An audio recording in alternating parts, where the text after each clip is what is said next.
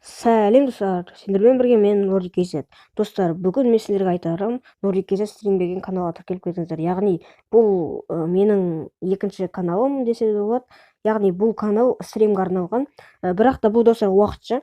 Менде 3 ай уақытқа каналымды заблокировать етіп тастаған болатын YouTube. Яғни бір стрим жасадым, бірақ оны қайтадан өшіре салғам. Ол тіпті 1 минутқа да жетпеген болатын.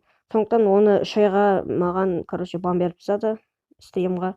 Бірақ та енді мен осы каналды ашып сіздерге стрим жасамақшы болдым. Мүмкін бүгін кешке шығуы мүмкін стрим, немесе басқа күндері шығатын шығар. Достар, осы каналға тіркеліп кетіңіздер, және де осы каналдан стримдер көре аласыздар. Оларды өткізу үшін арнаға тіркеліп, сол жерде колокольчикті басып кетіңіздер, яғни осы каналға.